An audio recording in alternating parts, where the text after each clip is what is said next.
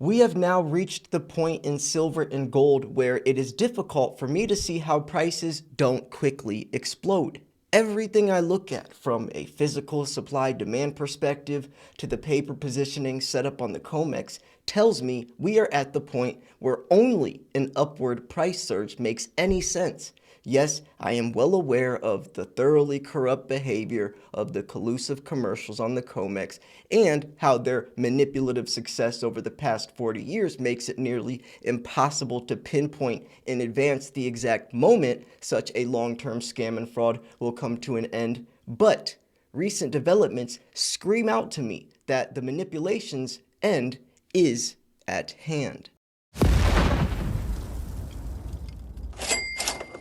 Over the past 9 years, I've covered hundreds upon hundreds of articles, and I've listened to many different people speak on the topic of silver. But someone that always stood out to me is Ted Butler. But before we go ahead and break down Ted Butler's article titled "Silver and Gold Price Explosion Will Be Monumental in Force and Speed," which coincides with what I've always said 90% of the movement is going to happen the last 10% of the leg, I want to do you all a favor and break down every single thing that's happened over the past month of April and how that has affected the price of silver directly, because a lot has gone on and sometimes it's hard to cover it all. So, silver was the best performing commodity across precious metals last month. Silver has gained significant ground against rising gold prices in recent weeks after lagging the yellow metal for most of the past year. This was evident from the gold to silver ratio falling to 81.3, marking its lowest level in 4.5 months. Silver's advance has come with an increase in ETF holdings, in sharp contrast to gold, which has yet to see a rebound in ETFs. Middle East tensions continue to escalate as Israel's defense forces confirm they killed 3 Hezbollah fighters in airstrikes in southern Lebanon. War meetings in Israel remain in the spotlight. In addition, Iranian President Ibrahim Raisi has warned that the smallest action against Iran's interests would be met with a severe, extensive, and painful response.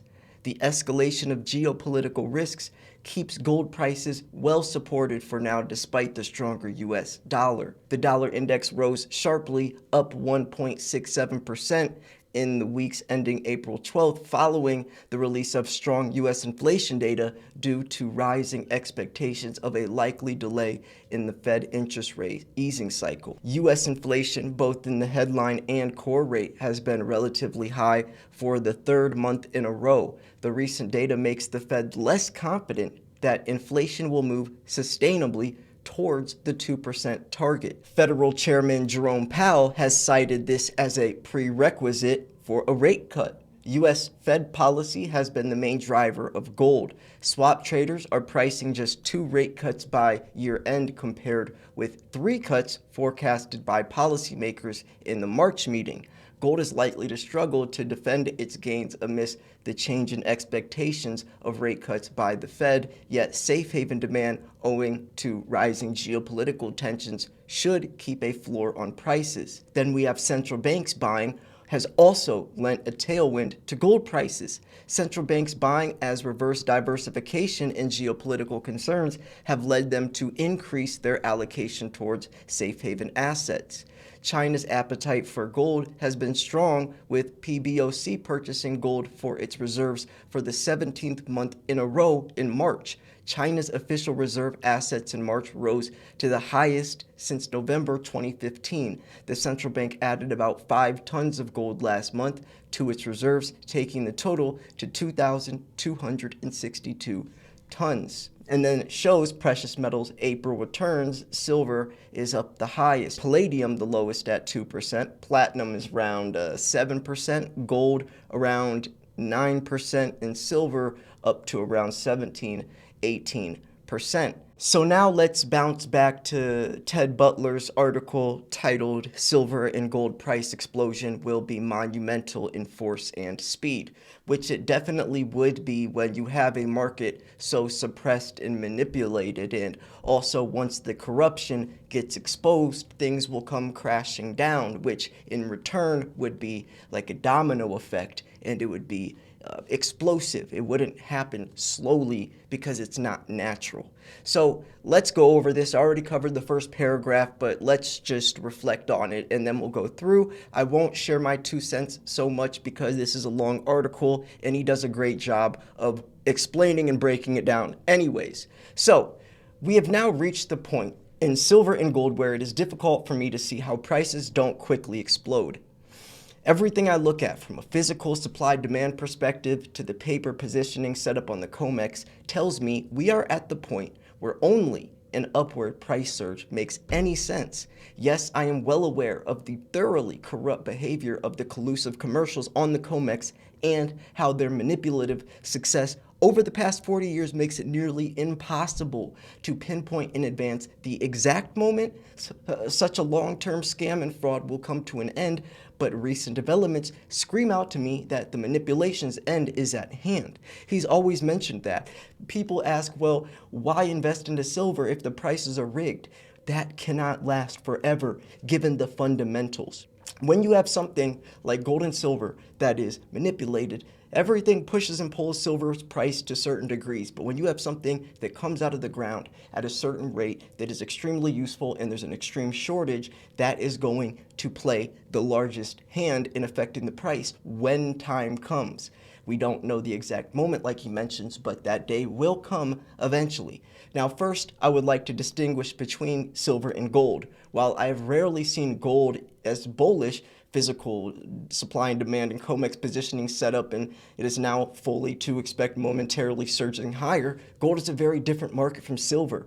For one thing, the amount of gold in the world and the gold market in general is vastly larger than silver, almost to the point making it legitimate comparison of the two metals unrealistic. In dollar terms, the amount of gold in the world is some 100 times larger than the amount of silver, and I'm not aware of any comparison between any two items similarly mismatched in size being attempted to be measured. It would be like trying to compare the GDP of the US, close to 25 trillion, with the GDP of Portugal or New Zealand, each of which is around 250 billion. I fully understand the long history that invites the gold to silver comparison. It's just the actual circumstances of each metal have changed over the decades of the last century. I totally agree. I always mention that. I think there's going to be a day and age where silver will take on a life of its own, because why are they so correlated when they're used for two completely different things? Two completely different things. So while I do admit that gold's actual supply-demand fundamentals are tighter than I've seen previously, that's a far cry from being in a deepening physical shortage brought by industrial consumption, overwhelming current physical supply, as in the case for silver. Simply put, gold is not an industrial commodity while silver is. Only an industrial or consumable commodity can find itself in a genuine physical shortage. Plus, since there's 100 times more gold in the world than silver in dollar terms, common sense would suggest in any serious upsurge in price, the smaller item, silver, would likely surge much more in percentage terms, and that's what the past price surges in the two metals have indicated. Bottom line, I'm expecting gold to surge by hundreds of dollars per ounce, while I expect silver to surge by tens of dollars per ounce, by many tens of dollars per ounce. One thing that does definitely unite gold and silver in that both are primary investment assets. In fact, gold is a pure investment asset. Silver, of course, is both an investment asset plus an industrial commodity. The only true commodity with such a dual demand profile. The fact that it has been silver's industrial demand that has created the current physical shortage doesn't mean silver's investment demand won't kick in. It means that when silver's investment demand does kick in, it is bound to have an outsized impact on price, for the simple reason that silver's industrial demand has already depleted much of the metal that investment demand would seek to buy. Plus, it's a well-known fact that collective investment demand grows on higher, not lower prices. This can be readily observed in the extreme collective investment demand in a few high-tech stocks, the Magnificent Seven, and the historic concentration these stocks represent in overall stock ownership. Now, I know he mentioned that silver would rise tens of dollars and gold hundreds. Don't take that too literal. Ted Butler is extremely, and I mean extremely bullish on silver. I'm talking much higher than $100, much higher. Further illustrating silver's highly unusual dual demand profiles that several readers had sent me copies of a recent article on Zero Hedge concerning the historic run-up in cocoa prices, while prices being due to a deepening physical shortage between consumption and supply, which seem to mirror the current circumstances in silver. Before I try to explain the difference between cocoa and silver, I must disclose a previous personal experience with cocoa more than 40 years ago, before I picked up the silver bug. Back in the day, I had arranged as a commodity broker to accept physical delivery of a large quantity of cocoa, more than 100 contracts, as I recall, on behalf of a client as part of the cash and carry spread transaction where the actual deliveries would be redelivered the following delivery month. I did ensure with the delivery department many times that there would be no problems in redelivering the cocoa accepted for delivery, and received such assurances and financing commitments. Then, a few days before redelivery was taking place, I received a call from the redelivery clerk that the client's cocoa had worms and couldn't be redelivered. The whole thing became a mess, legal and otherwise. As a result, no pun intended, whenever the subject of cocoa comes up, it leaves me with a bad taste. Also, I recall separately a famous passage in a book from George Goodman, writing under the pseudonym Adam Smith, where he described a similar bad personal experience with cocoa, to the point as whenever the word even came up, he had to go lie down someplace quiet until the thought of cocoa went away. My memories aren't quite as harsh as that, but while I don't doubt the developing physical shortage in cocoa is indeed driving prices higher, I would like to take the opportunity to point out that cocoa, unlike silver, has little true intrinsic investment demand.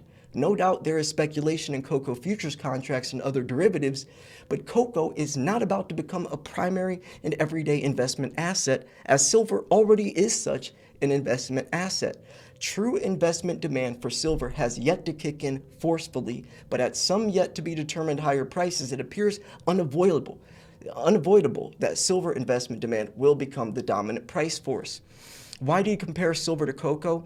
Well, for many different reasons. I'm going to try to make this quick, and I'm reading this very fast, but still trying to be literate enough for you guys to understand what I'm saying, because this is a long article. But the whole point is that silver has intrinsic value, and it's needed. It's needed as we go green. It's needed for military. It's needed, and it is intrinsic. So when you're talking about something that has a physical demand, instead of, like he mentioned, the futures or how it could be speculative and just kind of moved around on numbers on a screen, that's a whole different ballgame. Another one of the differences between silver and gold is that I'm not aware of any behind-the-scenes potential regulatory controversies in gold where I know some to exist in silver, not the least of which is the question of possible double counting in recorded silver bullion inventories. Yes, I do believe gold bullion inventories have been shifting from west to east, same in silver, but I am unaware of any allegations of double counting in gold inventories. We are now past the 14-week mark since I wrote to the CFTC and the SEC on the matter of possible double counting in the silver inventories held in SLV and in COMEX warehouses. The SEC responded in 2 weeks to my congressman, although it avoided any acknowledgement as to whether there was double counting or not. But the CFTC has avoided any response. In a follow-up with my congressman's office yesterday, I was told that they did hear from the CFTC and that the agency was, quote, working on a response, end quote. Hello, working on? The question is as simple as it gets. The recorded silver inventories in question are separate, or they are double counting, so there is nothing to, quote, work on. After considering the sharp sell-off that started in silver in the wee hours Sunday evening into Monday's Presidential Day holiday, which has continued through today, there can be little doubt that the sell-off was just another case of collusive commercial price rigging on the COMEX to induce managed money selling. Go read that again. That is very important. I'll read it again. There is little doubt that the sell-off was just another case of collusive commercial price rigging on the COMEX to induce managed money selling. That is why you guys will see silver shoot up to $28 hours before the market closes on Friday and opens up Monday morning, to a completely different thing shooting down several dollars. That is what they're doing. in order to enable the commercials to buy. See, as such, it does in two things: improving the COMEX positioning market structure from what it was on Friday, and also increase the ugly perception that the CFTC is delaying any comment on the question of inventory double counting until the crooked commercials have positioned themselves as favorably as possible. Somewhat perversely, the CFTC openly siding with the commercials on this recent price rigging to the downside only enhances my thoughts that we are locked and loaded for the upside, with any additional managed money selling only adding more rocket fuel for the coming price blasting higher. As can be inferred from even greater price carnage in the shares of the silver miners, we are at the point where lower silver prices are blatantly in the beyond overkill category. With every sign of a deepening physical shortage, more obviously daily, the continued suppressed silver prices are now threatening to destroy much-needed future supplies, even for me, who has complained about COMEX-induced silver price suppression for nearly 4 decades. Witnessing the current circumstances of future silver mining supplies being severely undermined is otherworldly. In such circumstances, it is inconceivable to me that the primary federal commodities regulator would sit by and allow these seed corn future silver mine supplies to be destroyed or prevented from cornering into existence in a scam and fraud as obvious as what is occurring on the COMEX. Yet, here we are. It has become so stunningly obvious that silver prices are artificially depressed by the COMEX manipulation that, far from any expected reaction from the federal agency primarily tasked with preventing such an overt price manipulation, but instead we find the agency fumbling and stumbling and attempting to answer a simple question about inventory double counting. Let me know if you guys like me reading like this or if it's too much. So, to be sure, if I were expecting the CFTC to ever ride to the rescue in any way of ending the COMEX silver manipulation, except in an unintended way, I would need my head examined. This regulator has demonstrated in no uncertain terms it has no interest in interpreting commodity law as it should be interpreted. On the other hand, by allowing the price suppression to last as long as it has, the CFTC has effectively done just that, namely brought about the very circumstances from which silver prices must explode. There is no more powerful and economic equation than the law of supply and demand. Under that law, no greater price force than a physical shortage in any commodity. Bam! That is what I've been saying, folks. You could try to push and pull silver this way, try to manipulate it and push it this way, but the physical shortage, the fundamental supply and demand will always outweigh any type of that, and it will happen regardless, point blank, period. This is now apparent in cocoa and will soon also be apparent in silver, with the price reaction in silver greatly amplified with the inevitable investment demand currently missing. I can say that as an American citizen and taxpayer, as much as now viewing the CFTC as being nearly powerless in counteracting the coming pricing or the coming price force of the physical silver shortage, I am also disheartened and ashamed by the decades of malfeasance by the agency, despite me trying to warn it about silver on countless occasions. But in a very real sense, this is all water under the bridge, and the arrival of the physical silver shortage changes everything, as it signals the start of a brand new era, one in which, quite literally, no one has ever experienced. And that's also why I tell people that try to compare it to 2008 even, or 1980 with the Hunt brothers doing this. Literally foreign water, foreign territory. We've never seen a situation like this. So as far as what to expect in Friday's new commitments of traders, the COT report, all I can say is what a difference a day makes. Had you asked me on Friday of my expectations for the new report, my answer would have been around trying to quantify the amount of deterioration managed money buying and commercial selling had taken place in silver, based upon the quite sharp price rally in week's end. Since then, however, the pronounced price weakness into yesterday's cutoff for the reporting week would appear to have offset much of the prior deterioration through Friday.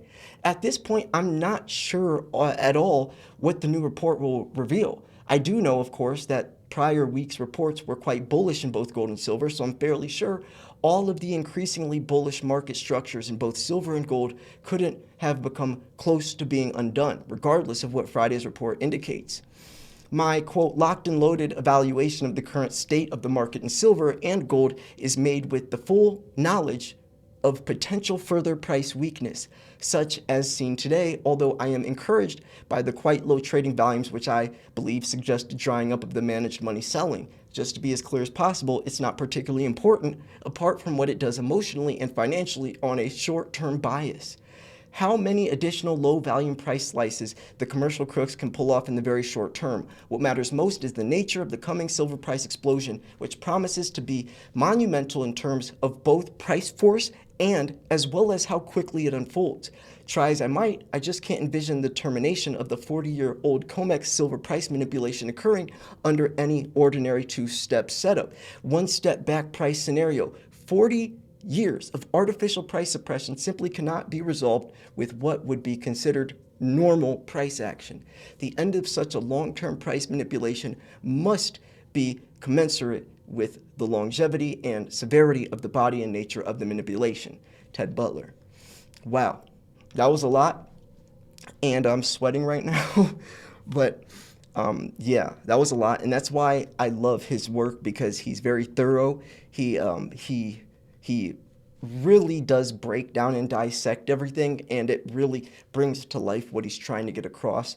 There's no beating around the bush. He's very direct, and he brings great points to the table, and he's been doing this for 4 decades.